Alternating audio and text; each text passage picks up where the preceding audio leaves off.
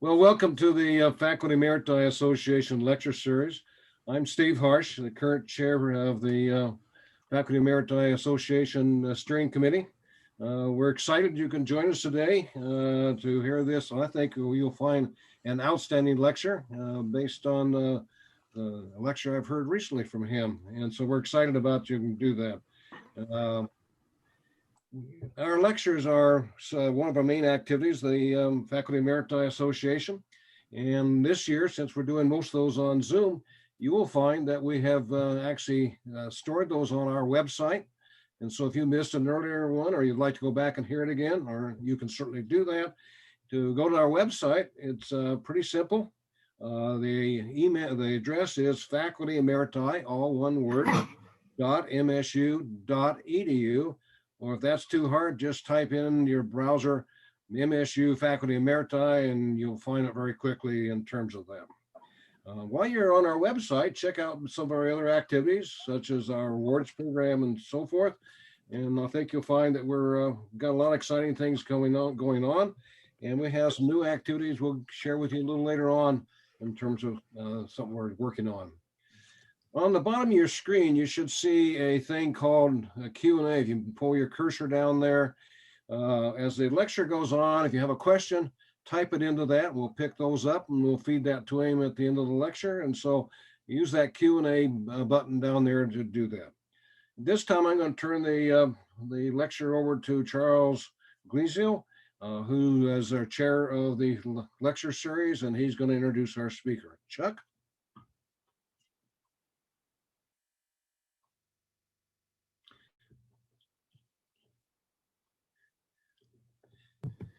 Chuck, you are on mute at the moment, just FYI.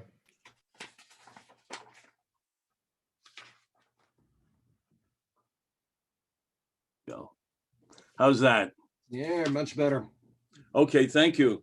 Well, as I said, that we do have a co-host, and that's the Asian Studies Center, and we welcome them. And I have the privilege of introducing our speaker, David Firestein. Let me just say that our speaker is a true Spartan. He has given presentations at MSU since 2007. David himself states that he bleeds green. He has an extensive bio, but too long here since it would take the time off for his presentation. But let me mention some significant details, which include he was a former career diplomat with posts in Moscow and Beijing. He speaks native Chinese and fluent Russian. He's the author or co-author of 3 books and published 150 articles. His degrees are from the University of Texas and Georgetown University. He was a visiting scholar at the University of Texas, LBJ School of Public Affairs. He was a member of the think tank, that is the East-West Institute in New York, focusing on U.S. Chinese relations. Presently, he is the inaugural president and CEO of the George H.W. Bush Foundation for U.S. China Relations. And the title for his talk this afternoon is U.S. China Relations 2021, Issues, Challenges, and Prospects. David, it's yours. Chuck, thank you so much for that very kind introduction. I really appreciate it. You are a dear friend, and I'm very grateful to you for all that you've done to connect me to the Michigan State University campus. Thanks as well to Stephen and to John and everyone who made this event possible. It's a delight to be with you again at the Faculty Emeriti Association and also the Asian Studies Center of MSU. Both organizations that I've had the good fortune to be able to address in years past, as Chuck mentioned. And it really is a pleasure to be with you again. Unfortunately, I can't be there in person, and I guess none of us are, quote, there in person. I think we're all on Zoom. And I very much look forward to the opportunity to get back to Lansing and to MSU and to be with all of you in person. I really enjoy that, but this is the next best thing. So the topic, as Chuck noted, is U.S. China Relations 2021 issues, challenges, and prospects. And what I'd like to do is just to say a few things over the course of maybe the next 45 minutes or so, and then leave plenty of time for your questions, your comments, and for what I'm sure will be a robust discussion of a topic that is very resonant, very timely, and very much in the news on a, I would say, not only daily basis, but often on an hourly and minutely basis, it seems like. And that is the topic of U.S. China relations. So let me map out what I'd like to do. First of all, I want to just sort of set the scene by talking a little bit about where the relationship is at this moment. And it is a transitional or pivotal moment, certainly in the life of the United States of America, but also in terms of the U.S. China relationship. Then I'll talk a little bit about each of what I regard as the 7 main issue areas that are the most contentious currently in the U.S. China relationship. After that, I'll say a little bit about where I think some of, I'll comment a little bit about the efficacy of Trump administration policies and the Trump administration's approach to China. And then I'll say a few words about where I think the areas of commonality and areas of divergence are likely to be as we get into the Biden administration in earnest. And of course, we're now about a week into, in fact, almost exactly a week into the Biden administration. So again, it's a transitional moment and an interesting time to take stock of the U.S.-China relationship. And after all of that, I'll conclude with a few final thoughts that may cause us to end at about breakfast time tomorrow, but I will do my best to keep it more within the parameters of our allotted time today.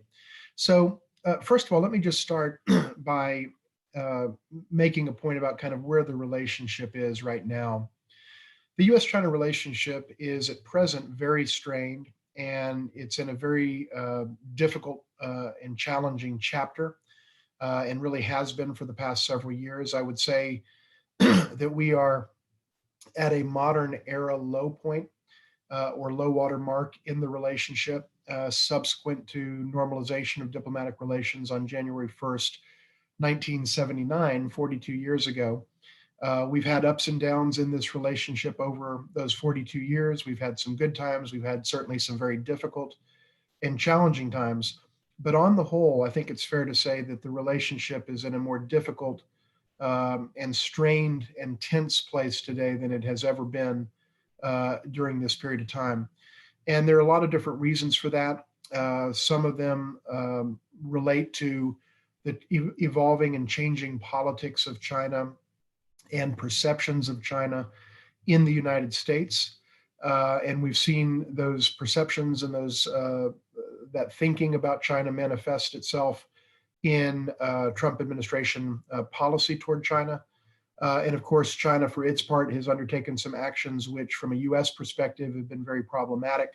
And the reverse is true. And as a result, we've seen an unprecedented amount of turbulence across the board in a variety of areas in the relationship. I would note that it's really not just any one area. For a couple of years, the real issue in the relationship in recent years during the Trump administration was the U.S.-China trade and investment relationship. And that was headline news virtually on a daily basis for a period of about 2 years. But I think it's important to point out that that is not the only driver of negativity in the U.S.-China relationship that we have seen. And in fact, now there's a whole host of issues that cause serious friction within the relationship. And that's what I want to talk about now. So with that basic scene setting set of comments, let me talk about what I see as the 7 issues that are now driving the negative tonality and substance in the U.S.-China relationship. And I'll spend a couple of minutes perhaps on each one of these. Any one of these topics could be virtually a graduate course unto itself. But let me just at least give you the highlights of kind of what the issues are and how they have evolved and to where they are today. So first of all, let's start with the issue that really dominated the year 2020, and that's the issue specifically of COVID-19.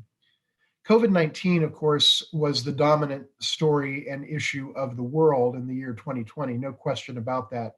Certainly the dominant story in this country in terms of its impact on the health of our nation, the extraordinary death toll that we've seen generated from this virus, and of course, the immense hit to our economy.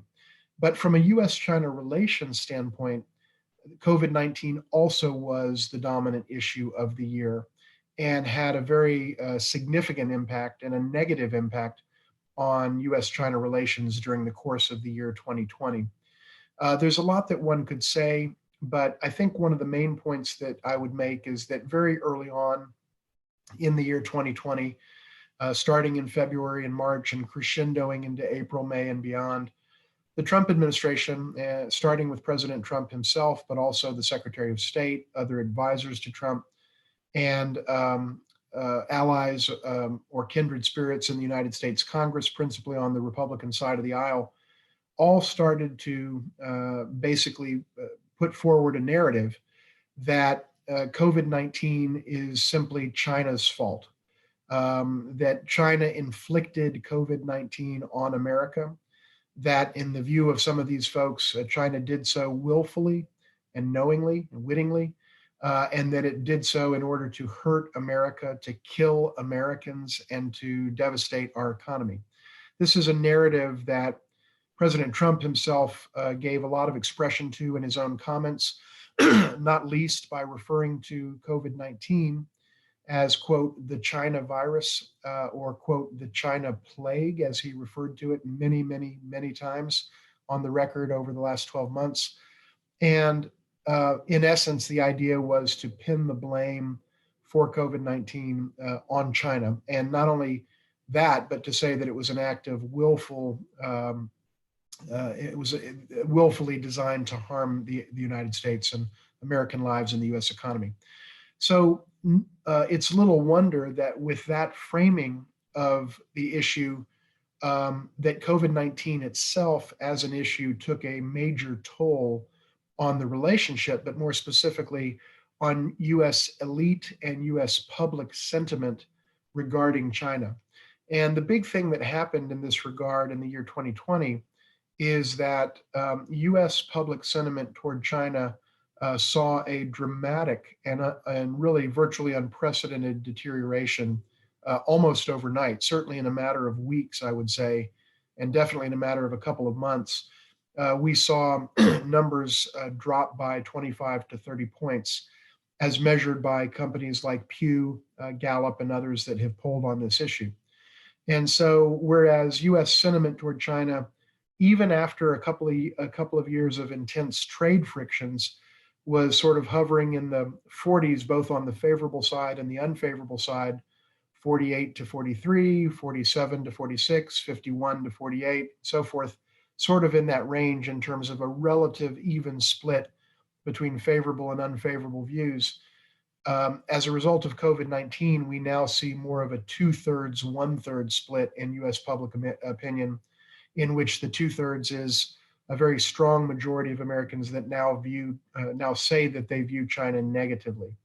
And that's a specific and direct result of COVID-19 and the way that it was framed by so many influential national level leaders in this country. So COVID-19 has been a major trust drainer in the US China relationship over the course of 2020. And it has had a profound impact on how Americans see China, rightly or wrongly, on the basis of fact or on the basis of fiction. The fact is, the narrative that was put forward has taken hold, and it has affected US sentiment and elite sentiment and Washington's mindset about China.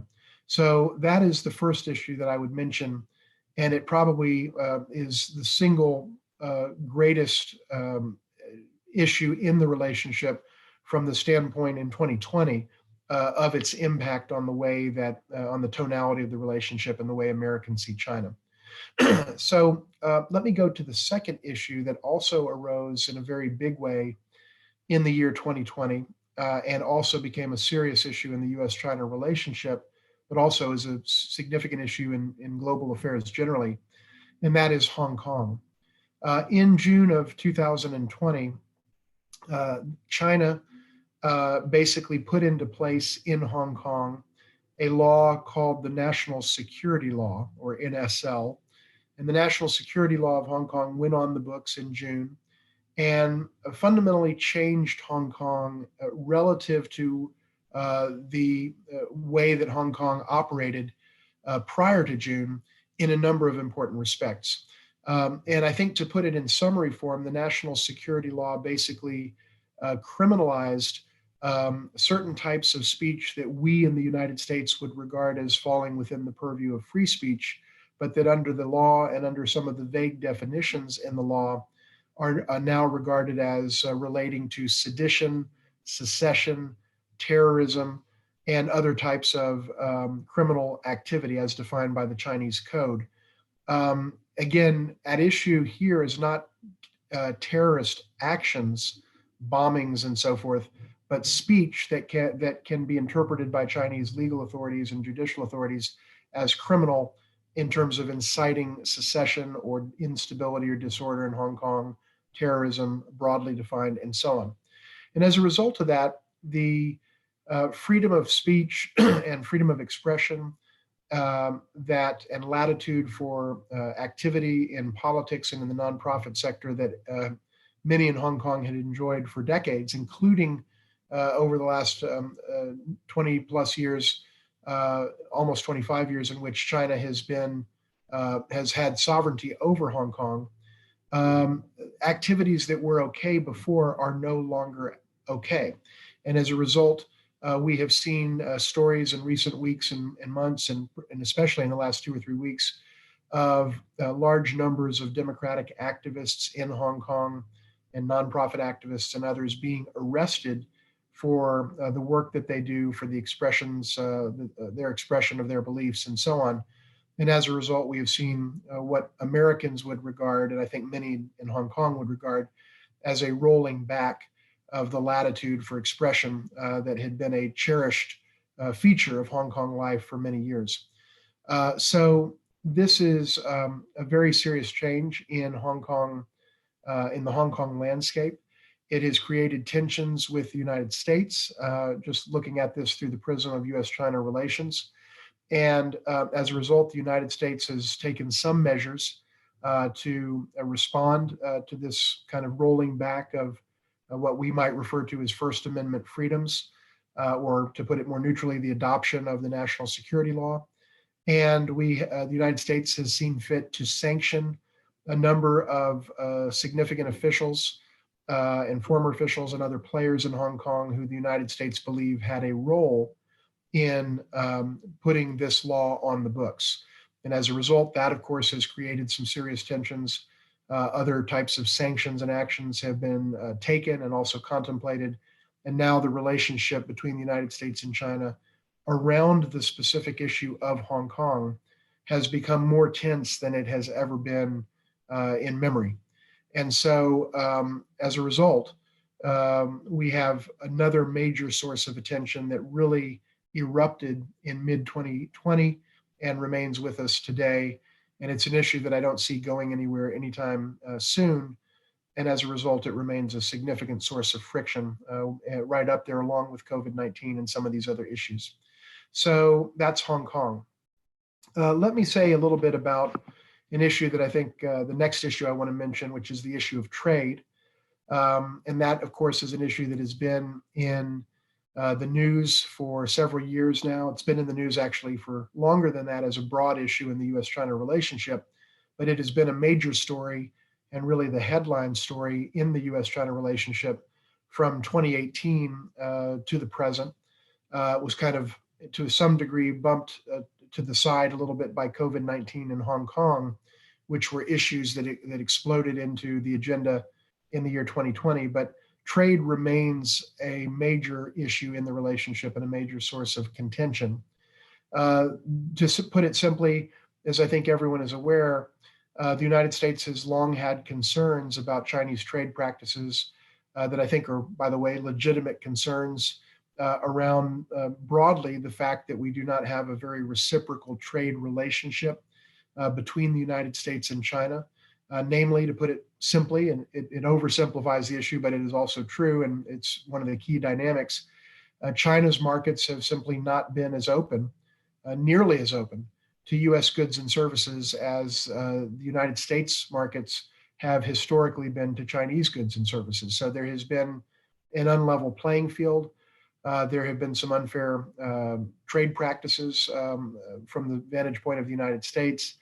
And as a result, U.S. companies have not enjoyed the kind of access and the kind of ability to operate in China that many Chinese companies enjoy here. That is a real issue. That is a legitimate issue, and one that the United States should be concerned about and should work to address. The Trump administration approached that issue primarily with a focus on the issue, what it regarded as the issue of the U.S. deficit with China, which has been large and which has consistently grown over the last several decades, from a very small number to a very staggering number. The U.S. deficit with China at the outset of the Trump administration was about $360 billion a year, and that's about $1 billion a day. That's a substantial deficit, and there was a sense on the part of the Trump administration that it wanted to address that principally by relying on the tool of tariffs, namely by applying tariffs to incoming Chinese imports so that those items become more expensive to U.S. importers. And as a result, presumably, there would be fewer of those imports coming in. Of course, what actually happened, and I'll talk a little bit more about this in a bit, but what actually happened, of course, is that China applied reciprocal tariffs, thus largely neutralizing and negating any impact that the Trump administration said that it hoped to see as a result of the tariffs. And as I'll go into more detail later, the tariffs ended up, as many of us, myself included, predicted right from the beginning, actually hurting the United States pretty badly and not having the desired effect on China at all that it was intended or purported to have. But that being said, we've been in the midst of some serious trade tensions now for about 3 years. It really started in early 2018, about a year after President Trump came into office. And that issue, the issue of trade and the issue of getting a fair shake from China from an American standpoint, remain very much on the issue. And in many ways, frankly, the issue hasn't progressed in the last 3 years for a variety of reasons, which I'll talk about in a little bit more detail later.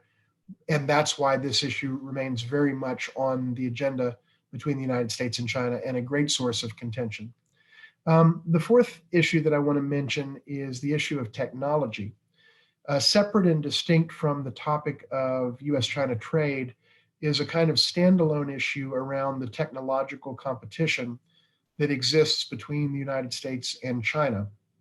And to put it simply, both countries really are vying for technological primacy or supremacy in the world. And that has generated an enormous amount of tension in the relationship.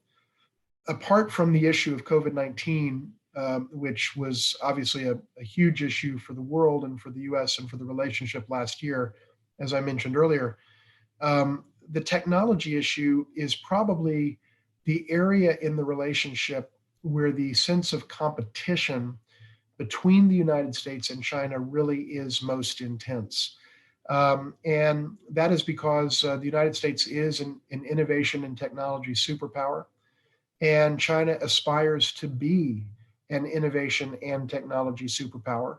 And it aspires to gain primacy as a matter of its own doctrine and its own strategic planning in a variety of high-tech sectors, including but not limited to artificial intelligence, quantum physics, which is enormously important for the future of technology and computing, advanced robotics, some of the biosciences, and a host of other areas. And China has said, look, we want to become the prime mover in these technological areas. And of course, that places China into direct competition with the United States.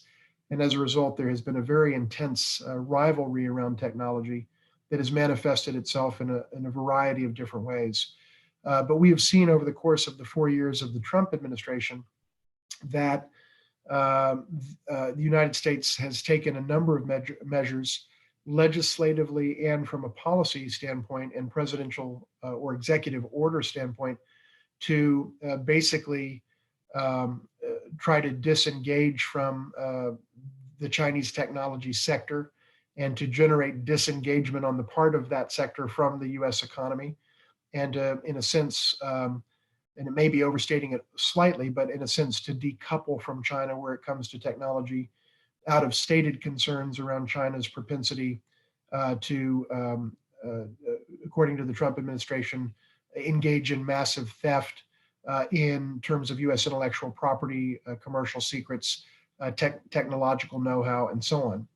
And so as a result, this area, the area of technology, has become a very serious source of rivalry, competition, and very deep mistrust in the US China relationship in recent years and continues to be an issue today. So technology is the fourth area, in addition to COVID-19, Hong Kong, and trade, that has emerged as one of the major areas of contention in the US China relationship. The fifth area that I would mention is the military or security sphere. Let's say East Asian regional security and developments with China's military. These are now of great concern to the United States. More concern now probably than even in years past. It's been a ramping up of, I think, US concern and maybe even a sense of alarm about China's increasing military capabilities and increasing assertiveness in a military sense in its neighborhood, namely the East Asian theater. And so there are a number of areas here that are of considerable concern from a US standpoint. And of course, it would also be fair to say that from China's own vantage point, they have their own concerns about the United States and our allies and our strategic intentions and our actions and behavior as well. But stated from a US perspective, the United States has some serious concerns about two main areas, among others, and that is China's approach to Taiwan across the Taiwan Strait, namely cross-strait relations, and China's efforts to seemingly ramp up pressure on Taiwan politically in the direction of, from China's vantage point, hoping to see Taiwan, quote, reunify with the mainland or come back into the fold, as they would state it. And China's efforts in recent years, and especially during the Trump administration in this regard, have really ramped up and caused considerable concern in this country. Just as one data point on this particular topic, the number of Chinese incursions, mainland Chinese incursions, into what Taiwan regards as its air defense identification zone, or ADIZ or ADIZ, has increased greatly relative to previous years. So 2020, the number was far in excess of 2019, 2018, and so on, in terms of the number of Chinese incursions into that Taiwan self-identified air defense identification zone. That is one specific and measurable metric of the degree to which tensions have increased there, by the way, quite dramatically on the watch of President Trump. And another area that relates to China's military capabilities and military force projection and China's, if you will, throwing of its weight around in the region is the entire issue of the South China Sea. And that issue has become very tense. It has started to be a fairly serious and tense issue in the relationship around the year 2010, but it has increased in terms of intensity and the level of tension around it, even in recent years, including during the 4-year presidency of President Trump. And as a result, that issue remains a hot button issue in terms of US China relations as well. The basic issue is that China seems to claim a vast swath, or virtually the entirety, of the South China Sea as and the claimable lands and territories and islands within that body of water as sovereign Chinese territory, a claim that is rejected by the 6 other claimants, or the 5 other major claimants. And as a result, there are some unresolved territorial and maritime disputes between China and a number of its neighbors, the United States doesn't take a position on the merits of the claims per se, but does take a very strong and principled position that the claims should be handled in accordance with international law, and that all claims should be resolved peacefully and without coercion. And the United States has seen a certain aggressiveness in China's advancing of its claims in the South China Sea, and that has generated considerable frictions between the United States and China, though the United States is not a claimant to any of the land or water features that are at issue in the South China Sea. That being said, about $5 trillion in trade, global trade, passed through those waters. And so the U.S. interest in freedom of navigation is extremely profound and something that the United States takes very seriously. So these are examples of military or security frictions that we now see, I would say, amplified relative to where they were some years ago. But they've been tense for a number of years, and they're even more tense today than they have been. The next topic I would mention that has been an issue in the U.S. China relationship dating back, I would say, about 3 years or so, is the topic of what some in the United States refer to as China's influence operations in the United States, which is to say China's efforts to inform and influence American public opinion, presumably in support of China's own foreign policy objectives.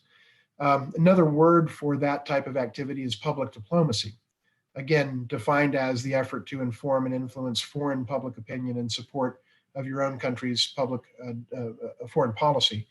China's engaging in that. We engage in that with a different tool set and in different ways, but with exactly the same goals in China and around the world. But that said, there have been some in the United States that have taken issue with the fact that China has sought to engage the U.S. public and influence the terms of debate. And so the issue of China's so-called influence operations has become an issue and part of the vocabulary of U.S. China relations in a way that it wasn't some years ago. And now there are a whole host of ways in which concern in the United States about this type of activity on China's part is manifested. By the way, one of the areas that is an area of contention within this topic is the issue of Confucius Institutes. And I know that, for example, Michigan State University has a Confucius Institute that does really good work for the university and for the students there. But across the country, there has been an effort on the part of some to limit or even basically shut down Confucius Institutes across the country. And so there is a very active and ongoing debate around that in this country today, and one that probably is well noted on the campus of MSU, being one of the many university homes to a Confucius Institute in this country. So influence operations, so-called influence operations, is an issue that is in the relationship, on the relationship agenda. The final issue that I would mention as a major source of contention and friction in the relationship is the issue of human rights.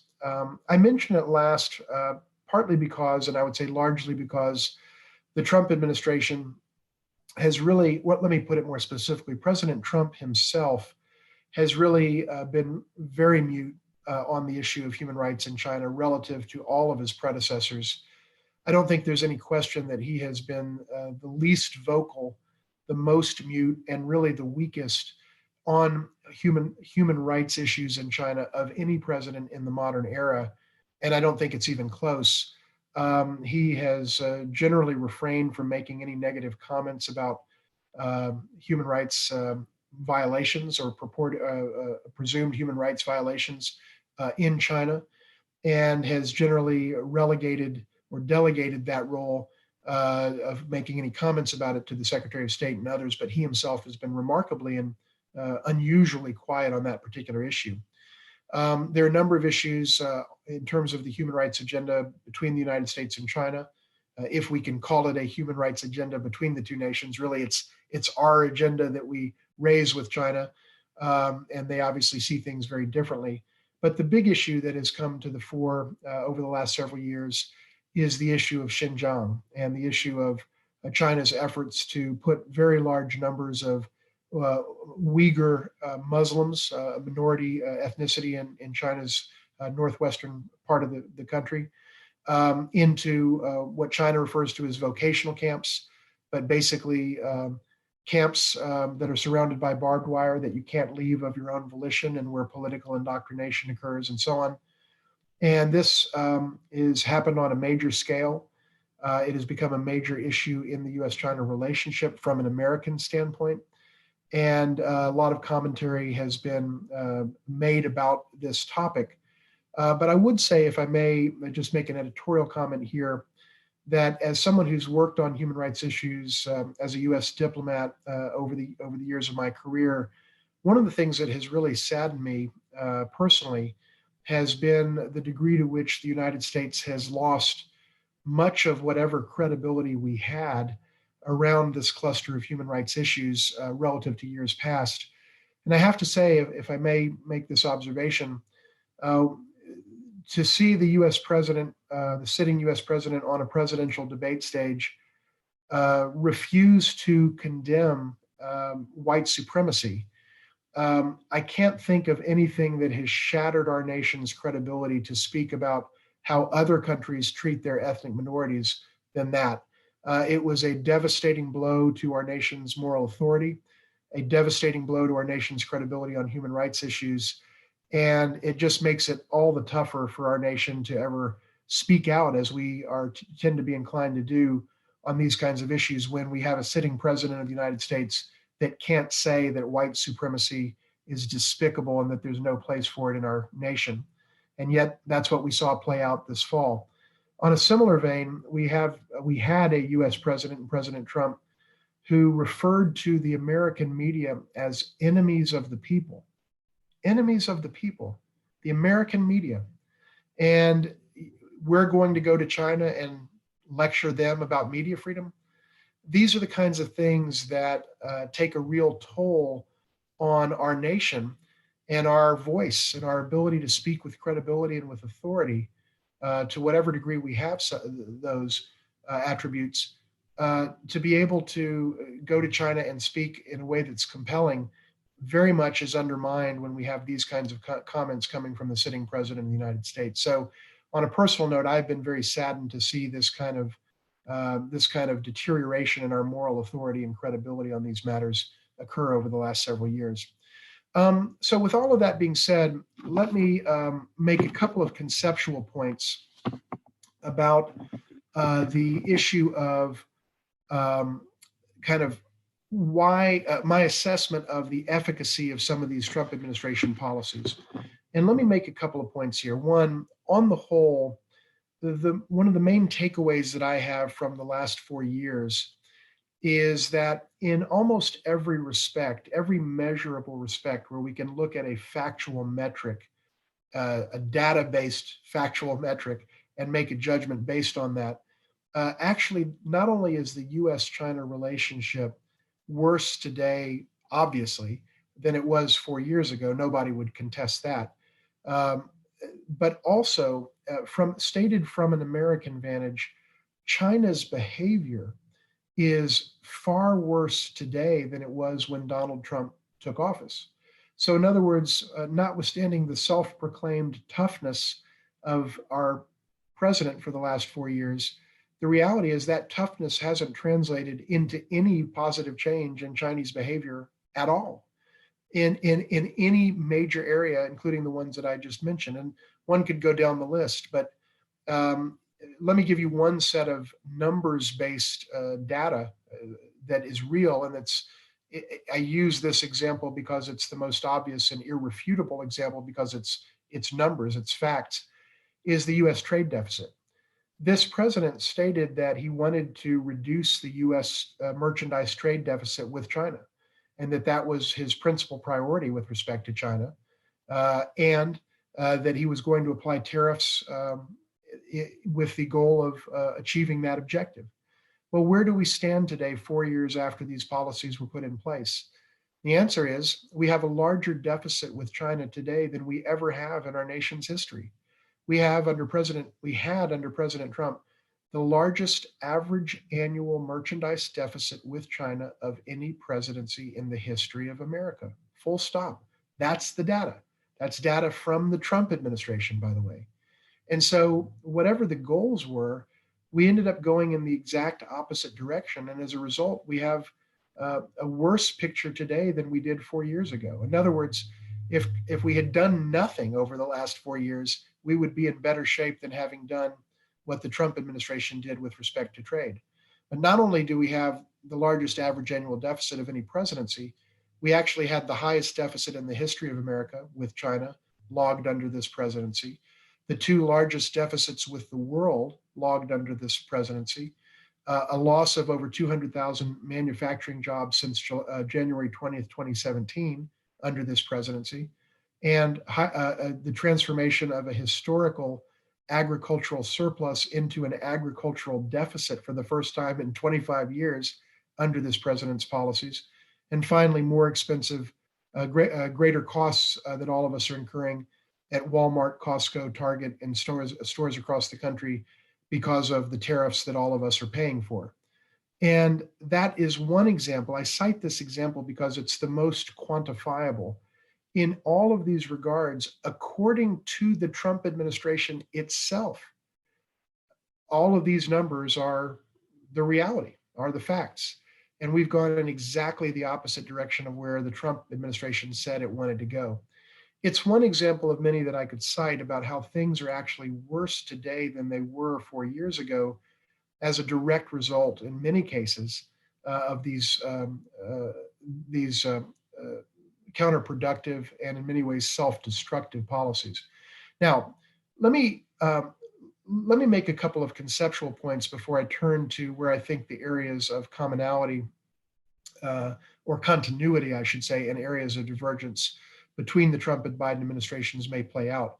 But before that, let me make a couple of conceptual points, and I just want to look at the clock to make sure I'm doing okay on time. And I'll wrap up here in not more than about 20 minutes. Let me just say this.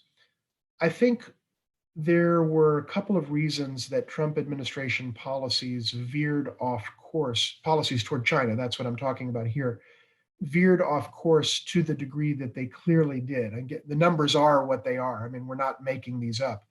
The reason we have a larger deficit, the reason we have fewer manufacturing jobs, and so forth and so on.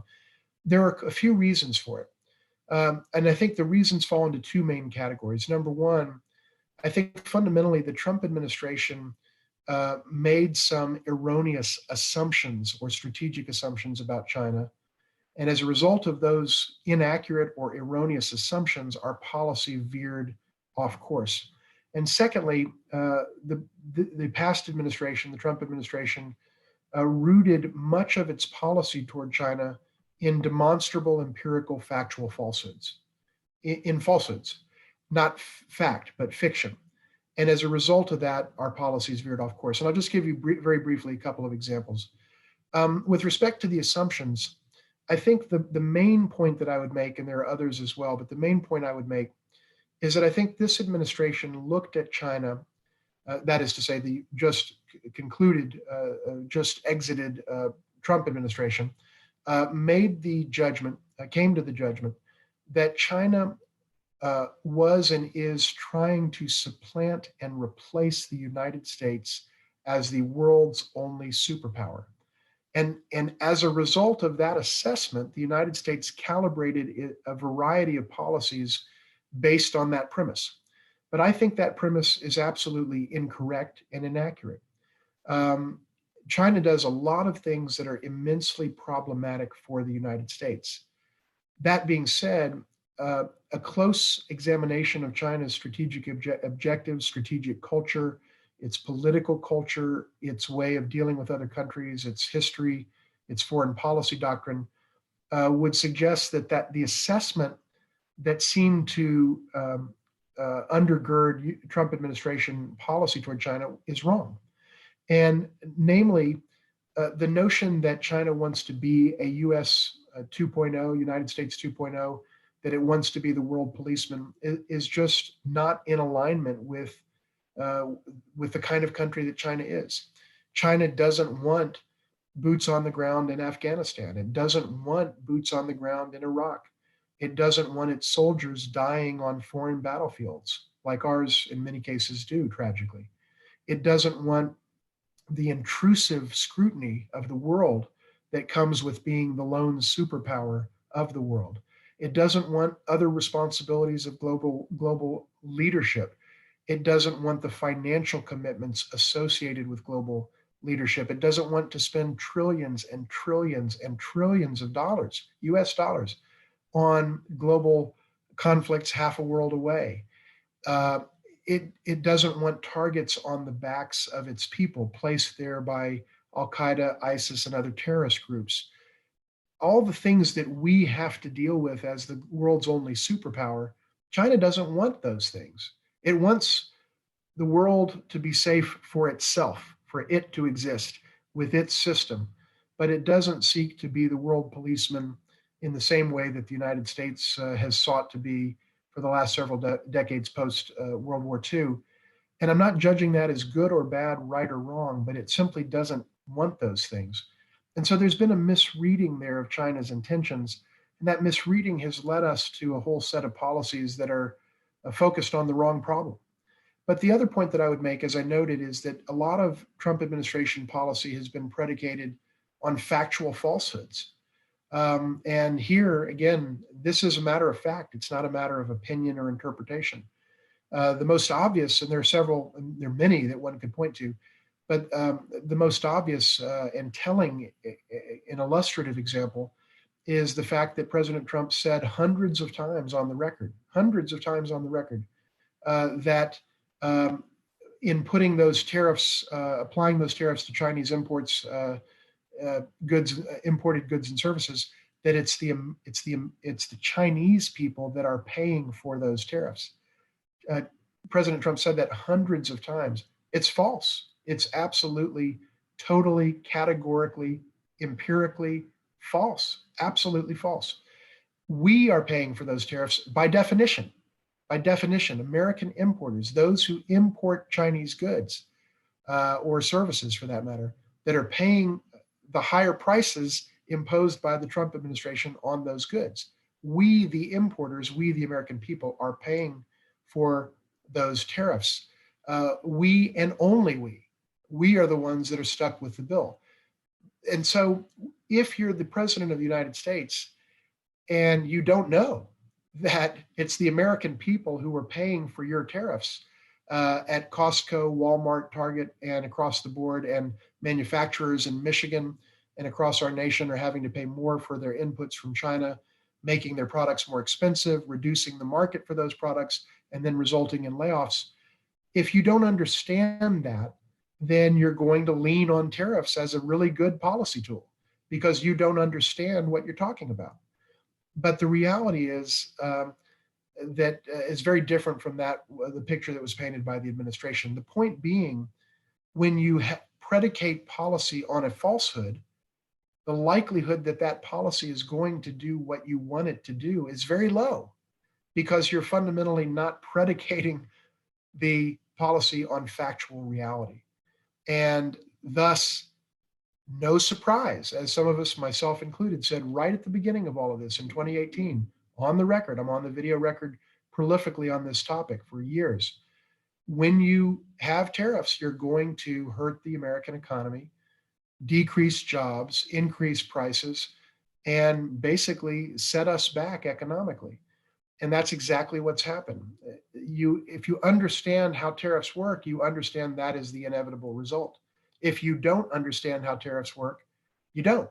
And that's why facts matter. And that's why one of the ways that we veered off course is because we haven't predicated our policies in factual reality. So those are the points that I want to make just in very brief terms. I could go down a much longer list of assessing the Trump administration and its approach to China. But here, let me just segue into the final part that of this presentation that I want to share with you.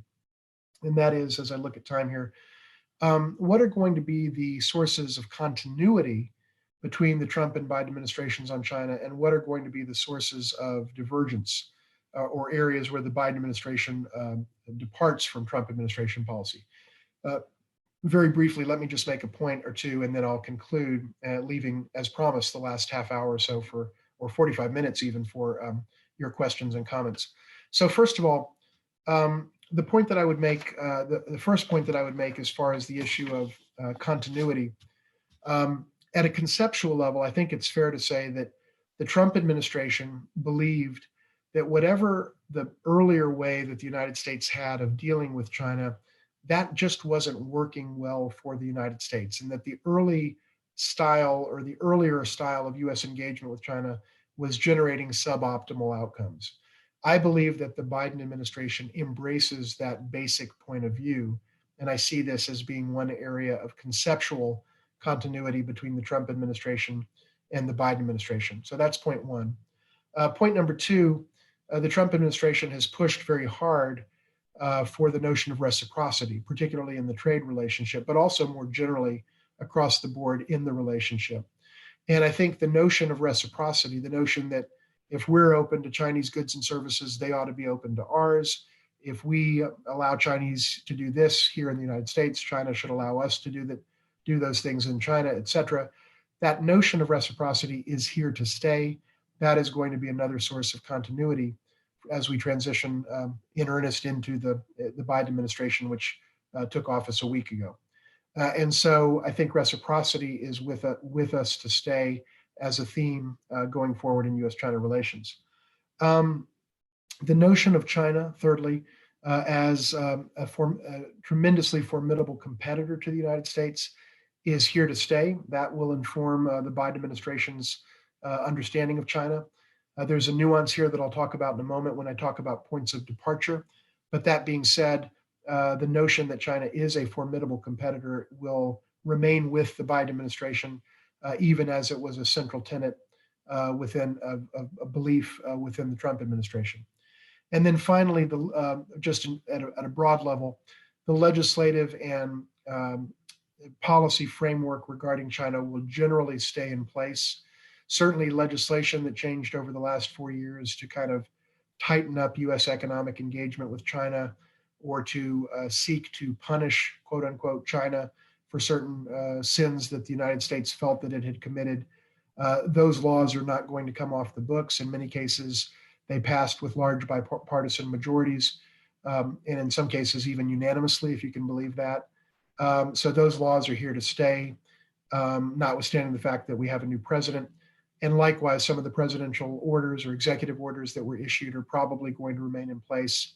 I would say many of them will, maybe not all, but many. And as a result, overall, the legislative and policy framework is going to be pretty recognizable in the early months of the Biden administration relative to the 4 years of the Trump administration. But that being said, there will be some areas, I think, of divergence. Let me, at a conceptual level, make a couple of points and maybe touch on a few specific issues before concluding. At a conceptual level, I think the first point that I would make is probably the single most fundamental distinction between the Biden administration and Joe Biden personally, and the Trump administration and Donald Trump personally, or certainly those around him, including the Secretary of State and other advisors, is that fundamentally Joe Biden does not see China as the enemy of the United States of America. He does not see China as the enemy. And I think there were many people in the Trump administration, including as well as allies in Congress, almost all on the Republican side of the aisle, that framed China as the enemy of our nation, as the enemy of our nation. And I just think Joe Biden doesn't see it that way. And from the testimony of now Secretary of State Tony Blinken, who just was confirmed with a very substantial bipartisan vote in the U.S. Senate, in his opening remarks in his confirmation hearings, he himself drew a rhetorical distinction between countries like Russia, Iran, and North Korea on the one hand, which he characterized as, quote, threats, and China on the other, which he framed in more competitive terms, not so much threat terms, but competitive terms, saying that it was important that the United States seek to outcompete China. That was the word he used. And that's a very different framing. That's evidence of what I am saying here and what I've been saying for some months, which is that the Biden administration fundamentally doesn't look at China as an enemy. Enemies are countries that ultimately we fight wars with. Competitors are countries that we compete with, and that's why that distinction really makes a big difference. The second point of departure, I think, is that whereas the Trump administration really looked at the U.S. China relationship and with much else through an ideological lens, the lens of MAGA, Make America Great Again, America First, and so on, and forced things to fit into that framing, into that ideological framework. I think the Biden administration, in contrast, is going to look at the issues and ask itself a question, and that is, how do we actually advance US interests rather than a particular ideological perspective? And so it's a different way of looking at problems. And if you think this seems like an academic distinction, MAGA leads you, or America First, quote unquote, as practiced by President Trump, leads you to larger deficits with China, not smaller deficits, but an interest-based assessment where we actually try to solve the problem can lead you to potentially lower deficits, not greater deficits.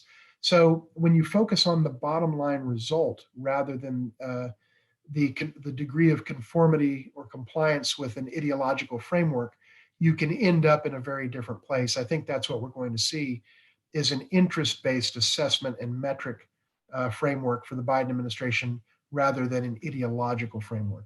So that's another area where I think we'll see a difference. The third area conceptually is that while reciprocity will continue to be an important area for the Biden administration as a theme in the U.S. approach to China, which, by the way, I think is absolutely appropriate. It was appropriate under Trump, and it's appropriate under Biden. The idea of reciprocity is a great idea in principle. But where the difference is going to be is that where the Trump administration basically took the view, let's get reciprocity no matter what, even if that reciprocity actually is bad for us. I think the Biden administration is going to take the view, something that I recently termed smart reciprocity, which is let's get reciprocity where it's in our interest to get reciprocity, but let's not seek reciprocity where it actually undermines our interests or contravenes our own national values. And I could go through a lot of different examples of this, but the main point that I would make is that the Trump administration has often said to China, if you're not going to do things the way we do them, then we're going to do things the way you do them. Meaning that what we've seen under President Trump, to my shock and dismay as an American citizen, is that the Trump administration actually adopted Chinese worst practices as best practices to be emulated, rather than try to get China to change those practices. And I think there's an enormous distinction there. And I think we'll see that distinction with respect to how we approach reciprocity play out in the Biden administration. The final 2 points that I would make are that with respect to how we speak about the relationship, I think we are going to be, we already have moved away 1 week into the Biden administration from a kind of juvenile style of communication to a much more mature, business-like, serious presidential style of communication that is much more in conformity with past presidents, both Democratic and Republican, prior to President Trump. And so we're going to move toward that style of communication. And on a related note, we're going to move from a fiction-based policy discourse model to a fact-based policy discourse model in which there's a recognition that you can't get the policy right if you don't get the underlying facts of the problem right. And I think we're going to move toward a fact-based style of discourse in sharp contrast to what we've seen over the last 4 years. And finally, just in terms of negotiating style, I think we'll see some differences there. We've had a president over the last 4 years that believes that the best way to negotiate is in all capital letters and with 6 exclamation points on Twitter. And I think we're stylistically going to see a very different approach to negotiations and presidential communications under this president. I suspect that will probably be helpful to the United States in terms of our ability to advance our interests with China, which ultimately should be the metric that we apply as we're seeking to assess our performance relative to China and in matters of public policy generally. Let me just make one brief point before I conclude. it's a general point, maybe apropos of nothing in particular in terms of U.S. China relations per se, although it relates to it in a broad sense. But I just want to share with this group one observation that I've made publicly over a number of months and probably even longer. And that is that I believe that the untethering of U.S. public policy discourse from factual reality is the single gravest threat to our nation's security and prosperity that we face. We have divorced our discourse from facts to a very large and I would say extremely alarming degree. We have seen the impact of that in our nation. And I won't go down the long list, but just with respect to COVID-19, I think tragically, we have seen what the divorce of public discourse from factual reality can mean in terms of American lives and in terms of the American economy. And it's true across the board as well. We've seen it, the costs of this fiction-based approach over the last several years in our relationship with China. We've seen it in other areas as well. And if we don't, as a nation, across the partisan aisle, get back to fact-based discourse, we will, by definition, never be able to solve the real challenges that are in front of us. Because if we can't even speak about those challenges factually, there's no hope of solving them. So I want to just make that point. It's not a partisan point. It's about our nation and about our ability to have a discourse that generates serious solutions to the serious problems that we face as a country. Let me conclude by just making a couple of brief points here. First of all, let me just say, Joe Biden is now obviously the president of the United States. His slogan in his campaign for the presidency was "Build Back Better." And what I have seen in recent years is that the U.S. China relationship has been torn down really by both sides, but probably somewhat disproportionately by the U.S. side. But certainly both sides have played a role in it. And the relationship has been torn down. And I think we have an opportunity right now to build back better the U.S. China relationship. Not everything was perfect in earlier years, including presidencies preceding the presidency of Donald Trump. That being said, there was room for improvement. We should make those adjustments. We should try to improve upon a relationship in which there were certain flaws and problems that were unresolved. But ultimately, this is a moment to take stock with the objective of building back better this relationship, the relationship between the largest and second largest economies in the world and one of the largest markets for Michigan and for the nation in terms of our exports, and a country that bears more heavily on the economic future and the future of American prosperity than any other single country apart from our own. So this is a moment to take stock, and this is a moment to think about how we build this relationship back better. I think it is important that we see greater reciprocity in the U.S.-China relationship. It has been an unlevel playing field for too long in ways that have benefited China and worked to the disadvantage of the United States. We have to fix that. We haven't fixed it under this administration. We've gone backward in a number of important areas, including the deficit, manufacturing, and a variety of other areas, agriculture as well. But I think what I would say is that the Trump administration correctly diagnosed the problem. And by the way, previous administrations did as well. But the Trump administration also correctly diagnosed it. However, it prescribed the wrong medication. And as a result, we're in a worse place today than we were as a nation relative to China 4 years ago. But yes, let's work in smarter and more effective ways to generate the reciprocity that we all want to see and that needs to be there for this relationship to be politically sustainable over the long term.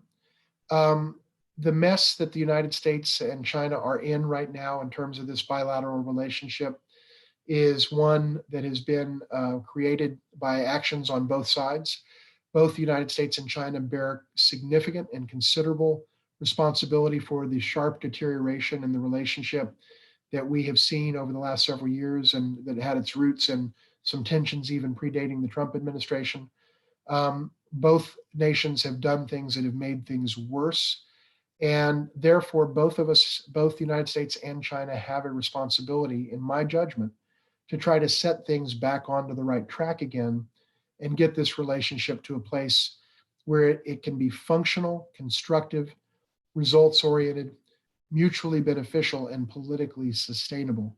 We're not on that path at this moment in time, but I hope and believe we can get back on that path over the coming weeks, months, and years.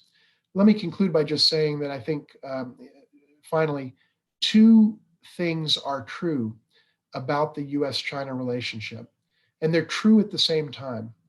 Number one, China is the single most formidable national competitor that our nation will ever face in the lifetimes of every American alive today. Full stop. No question about it.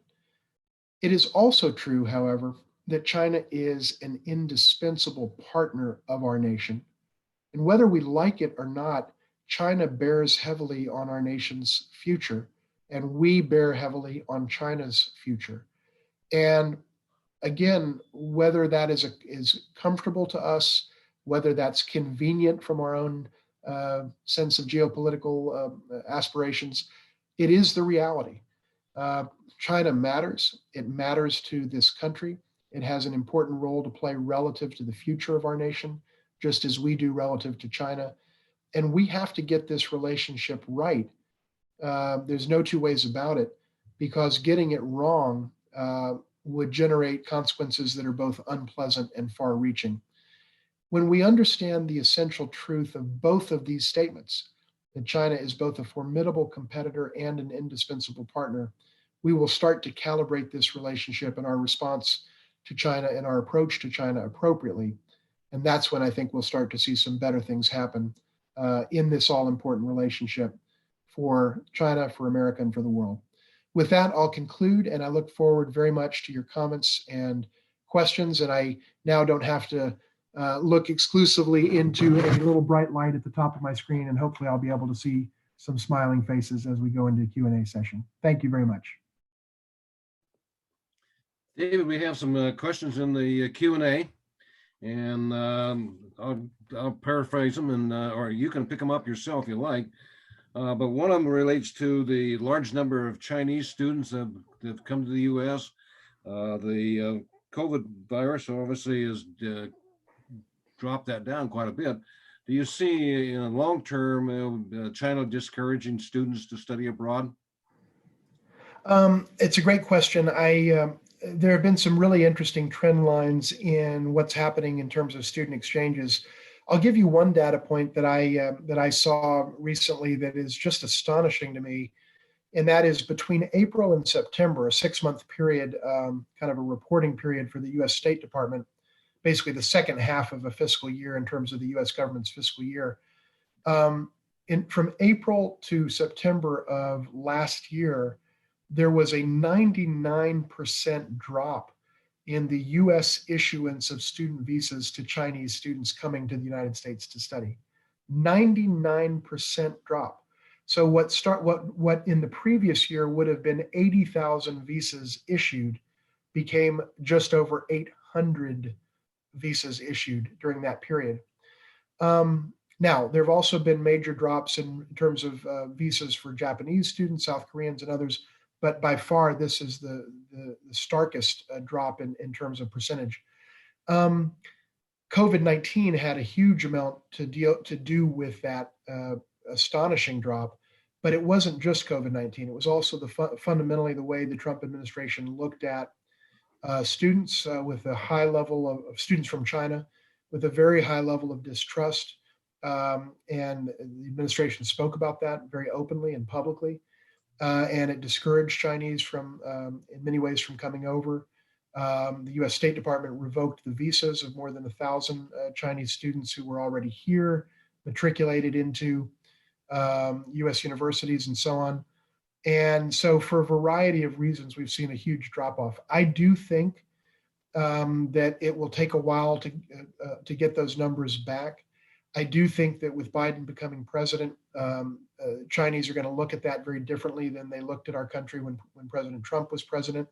I think there is a sense that on matters relating to foreign citizens coming over to this country to study, or for that matter, to immigrate to the United States, needless to say, there is a pretty clear contrast between the way that Biden views these matters and the way that Trump viewed them and spoke about them. So I think we will get back moving in the right direction in terms of numbers, but it will take a while to come back from a 99% drop. Now, COVID-19 itself obviously was a major factor in that, but I think it's going to be a number of years before we get back to the numbers that we saw up to the early years of the Trump administration. And by the way, let me also point out something that our good friends at MSU well understand, and that is that Chinese students coming to the United States for their either undergraduate or graduate educations pour tens of billions of dollars into this country annually. And when you see a drop off in numbers like that, and pour the money in terms of tuition, which is typically full tuition, and when you see the drop off in numbers on the scale of 99%, we're seeing, and you know this better than I do, Michigan State University and other universities across the country are seeing significant hits to their revenues, and that's problematic for us and for our economy and so on. So I hope we see it bounce back, but it's going to take a while. Okay, I have a question here. Do you see anything we can do as the U.S. in terms of reversing the loss of civil liberties in Hong Kong? Well, the short answer is no, I don't. I don't say that. It doesn't make me happy to say that, just to be very clear. But what I understand, and I think what most dispassionate observers of the U.S. China relationship and of China understand, is that the United States simply doesn't have the ability to tell China how to run its country and to get them to do what we want. We just don't have that capability. We can't dictate to China, you must do this and you must do that within the boundaries of your own country. And as a matter of fact, just to make the point, to underline the point, the national security law that passed in June, that was adopted and went on the books in June of last year, went on the books during the presidency of a self-described tough on China president. And yet, what does that mean? It meant nothing relative to the fact that this law went on the books just the same. In other words, no matter how tough a US president may claim to be with respect to China, even a so-called tough president's ability to influence Chinese behavior is essentially zero. And to the extent that there is influence or impact on that behavior, what we saw during the Trump administration is that if there was influence, it was negative, not positive, because so many of these negative things happened on President Trump's watch. The adoption of the national security law itself happened when President Trump was president. The rounding up of Uyghurs in Xinjiang, reported by the United Nations and other bodies, happened and only started after Donald Trump became president. Didn't start before him, it started after he became president in March and April of 2017.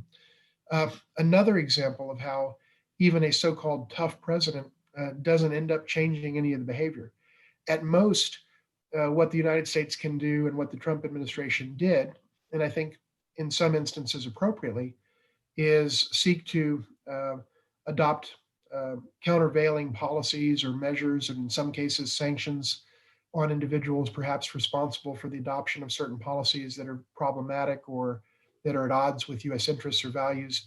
So to put it in sort of simple lay terms, the United States can, if it wishes to, seek to punish China, quote unquote, for what we regard as China's sins, but there's no evidence that the United States can have any significant or discernible impact on China's actual actions. It's not our country, and we have no better luck telling them and forcing them to do what we want them to do than they do, forcing us to do what they might wish us to do. They want us to stop selling arms to Taiwan. Good luck with that. We're not going to. And they can't force us to do it, nor can we force China to do what we would like to see them do in Hong Kong. So am I delighted about that? No.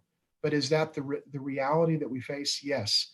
And so I think ultimately the challenge for any U.S. administration is to, as the saying goes, know what you can change and know what you can't change, and God willing, have the wisdom to know the distinction between the two, and focus on where we can make a difference, and focus on advancing the interests of the American people where we can actually achieve that. And yes, let's give expression to our values. Let's condemn deplorable actions wherever in the world we see them. By the way, there's some very deplorable actions that we've seen in this country that we ought to be equally vigorous in condemning as well. And let's do all of those things, but let's try to focus on the areas where we can actually make a positive difference for the American people. That would be my mindset. Okay, thank you. Another question is, you mentioned China is seeking technology supremacy. Does China also seek to be superior in military relative to the United States? It's a very good question. The short answer is I think China does, as a matter of doctrine and its strategic intentions, seek to be able to be a peer of the United States when it comes to the potential for a conflagration or a hot war between the United States and China. God forbid that that should ever occur.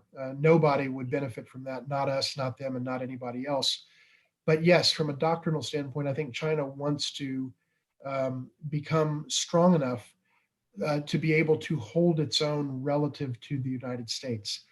I don't think China, anytime in the foreseeable future, will have the ability to surpass the United States military in terms of capabilities, in terms of the ability to project power, uh, in terms of the ability to put boots on the ground 7,000 or 8,000 miles away from your own country, in terms of alliances, which in itself is a massive distinction between the way China operates as a military power and the way that we operate. We have scores and scores of treaty allies, military allies, all for one, one for all. If we're attacked, they'll fight for us, and vice versa, i.e., NATO and so on. China doesn't have that, doesn't want that, which is another reason, going back to my earlier point, that I say that China doesn't seek to supplant the United States as the global superpower, because China doesn't want to be entangled in alliances with scores of countries, and it wouldn't be able to do so even if it wanted to. So, to the question that's been asked, I don't know that I specifically would say that in real terms China seeks to displace the United States as the number one military in the world, just because I don't think that's an attainable goal for China anytime in the foreseeable future, certainly in my lifetime. I just don't see it happening. We do have the single most powerful military in the world and in the history of the world, and I just don't see China catching up to that. But it does aspire to, China as a nation does aspire to have a military that is capable of holding its own uh, in a scenario in which it is challenged. And it doesn't apologize for that position. In fact, no nation apologizes for wanting to have a military that can defend the nation, and that's what China wants. But I think that distinction that I've drawn in my response is a really important distinction to draw.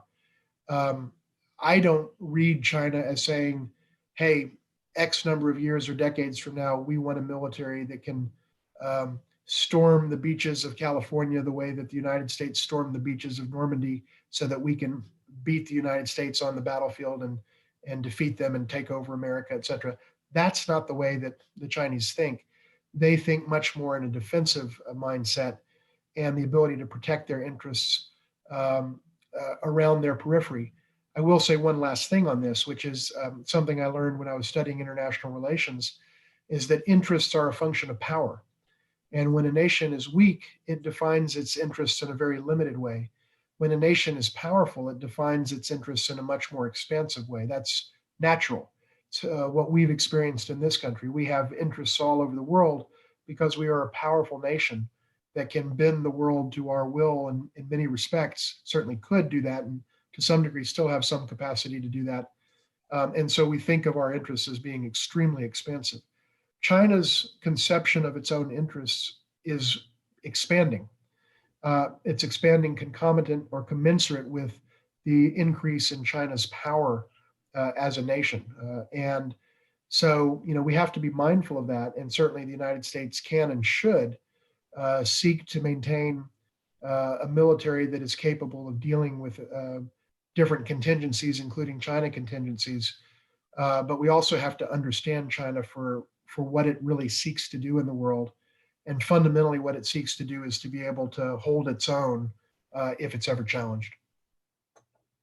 Well, we have a question that kind of relates to that particular issue.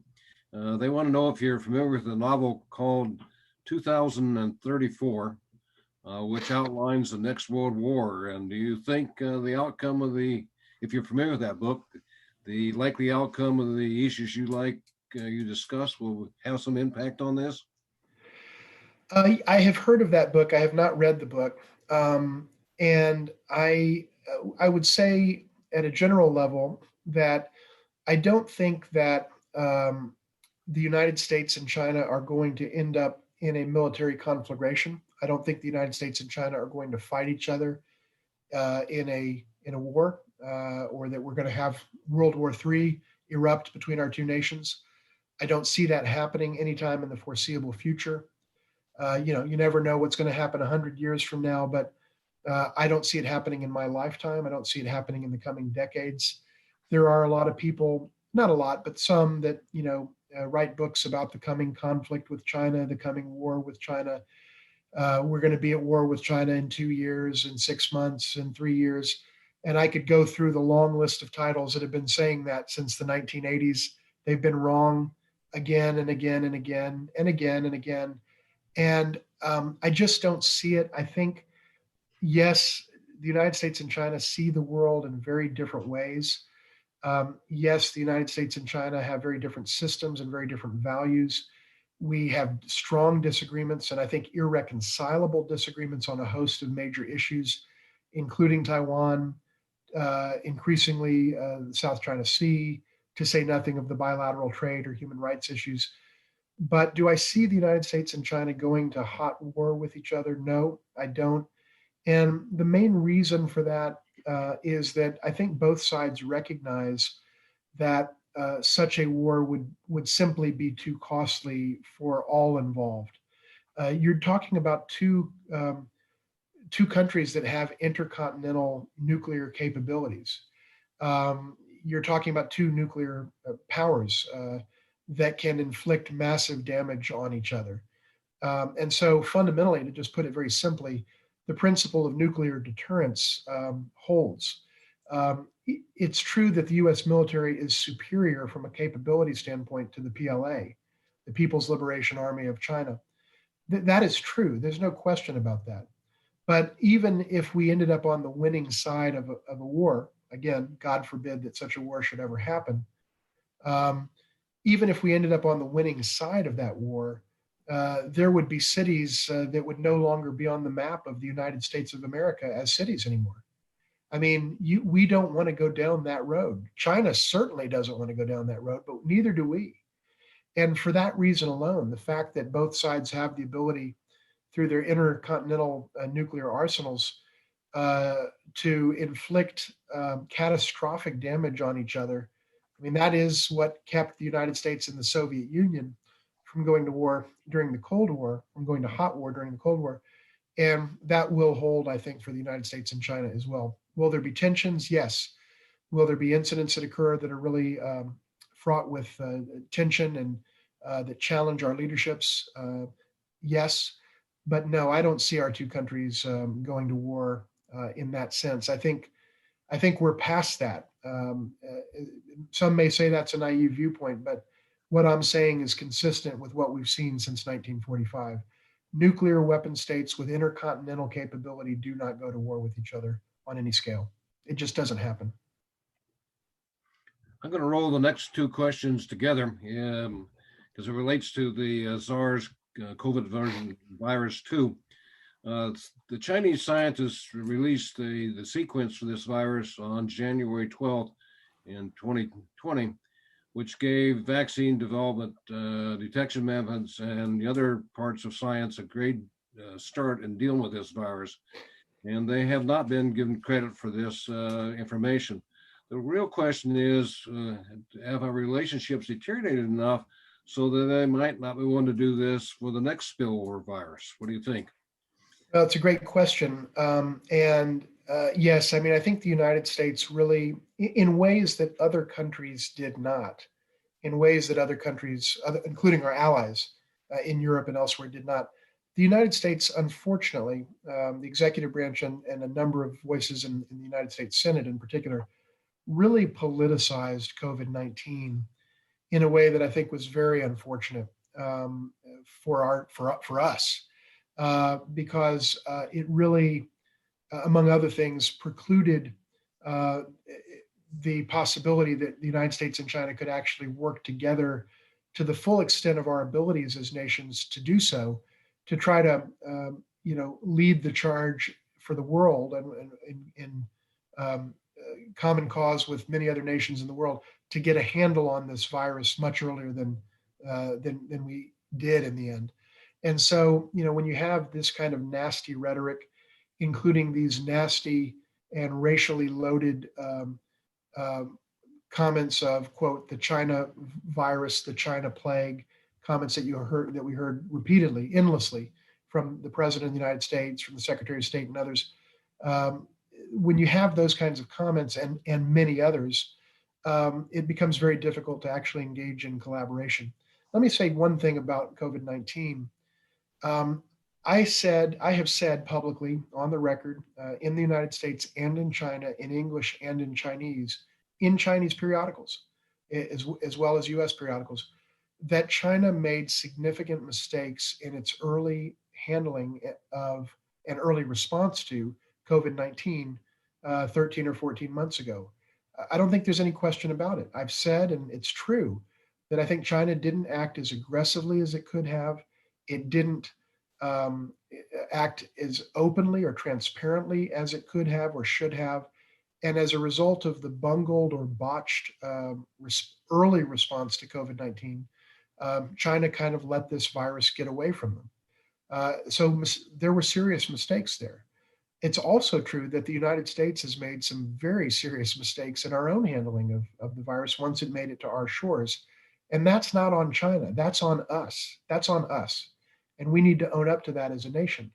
Um, China hasn't had a COVID death in 8 months, and we have a 911 happening every single day. Um, and well over 400,000, 410, 415,000 Americans dead. That part of it is on us. Once the virus is here, it's on us to deal with it, and we shouldn't shirk that responsibility. We should embrace that responsibility, and we haven't. I think the numbers are what they are. So that all being said, I do think that the U.S. Response politically to COVID-19 with respect to China has really caused a deterioration in how Chinese view the United States. And by the way, I think it's good for people in the world to like America. That's what I would like to see, because it means they're going to be better disposed toward us. They're going to want to buy our products and so forth and so on. But in fact, the way that we've handled our response to COVID-19 and the emphasis that the Trump administration placed on blaming China rather than focusing on what we could do as a nation to deal with it, that has has had a negative impact on Chinese sentiment. It probably is going to have a long-lasting negative impact on China's willingness to collaborate and share scientific information of the type that you mentioned in the question. And we need to get everyone that I've talked to about this, including the former CDC director, who was director of the U.S. Centers for Disease Control for 8 years, and many others, Republicans and Democrats, have said we've got to be able to get back as a nation to a place where we can work with the second largest economy of the world and one of the most important countries in the world and work together to combat these types of pandemics and public health challenges collaboratively rather than framing it as, it's us against them. And I hope that that's the direction that we're going to be moving in the Biden administration. Okay, one last question, because we used a lot of time for this very exciting topic. The last question is, what are your thoughts on the FBI's China initiative as it relates to university faculty members and researchers? Well, look, a few things. One, the United States absolutely should and must protect our national secrets and our commercially valuable intellectual property. We have to do a better job of that. I don't think we've done a great job as a nation of protecting those secrets, given that we're alleging, we as a nation are alleging that China has stolen hundreds and hundreds of billions of dollars worth of this information.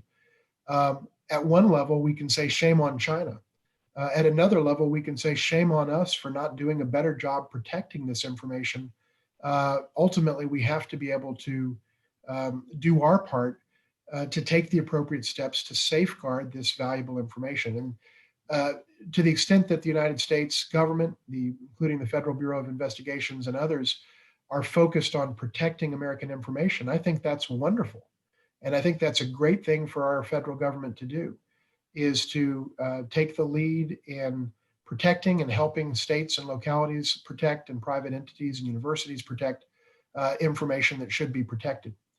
That being said, it is also true that the FBI and others in this country have, on many occasions, made allegations about ethnically Chinese researchers and professors and scholars and scientists at U.S. universities and elsewhere, that they were doing something improper, that they were taking information, that they were somehow working for the bad guys, and so forth. And in many of those cases, those allegations ended up costing those individuals their careers and being utterly and completely baseless. And you can read many, many cases in which ethnically Chinese individuals, both Chinese nationals and American citizens, our fellow Americans, had their careers incinerated and ultimately were completely vindicated of having done, or exonerated of having done anything wrong at all. And yet their careers are in tatters. That has also happened. And I think we just need to strike the balance, I think perhaps better than we have in the last few years. Yes, let's protect our secrets. Yes, let's defend against espionage. Every country in the world spies against every other country in the world. We spy against others, others spy against us. It's incumbent upon us to defend our information against that type of activity, even as others are doing the same relative to us. All of that is normal in the world of international affairs. And yes, we should make sure that we protect our information, but we should not allow a McCarthyist sentiment to reemerge in this country any more than it unfortunately and tragically already and shamefully already has, where we're in a sense racially profiling people because they happen to be of Chinese ethnicity, and we're going after them in some cases because of that, or suspecting illicit activity on their part because of their nationality. Look, McCarthyism didn't work well for the United States in the years 1950 to 1954. It doesn't work well for us now. It was shameful then. It's shameful today. There has been a bigoted element to these policies that I've been very uncomfortable with. And I think it's un-American. It was un-American when Senator McCarthy engaged in it. It's un-American today. And we need to get a better balance between the legitimate objective of protecting national secrets and the kind of ugly, racially charged attempts to insinuate illicit activities on the part of ethnically Chinese individuals, which I think is a very dangerous thing for us to do in the blanket way that we've seen it done in recent years. So it's a tough issue, but we can handle it better than we have in the last several years, and I hope we do going forward. Well, David, thank you for a very enlightening and informative seminar. I think we learned a lot about relationships between our two countries, and there's obviously some real challenges going ahead as you outlined. And so thanks very much again. Yes. Thank you so much, Stephen. Really appreciate this opportunity. Always a pleasure. And Chuck, I think you're turned off.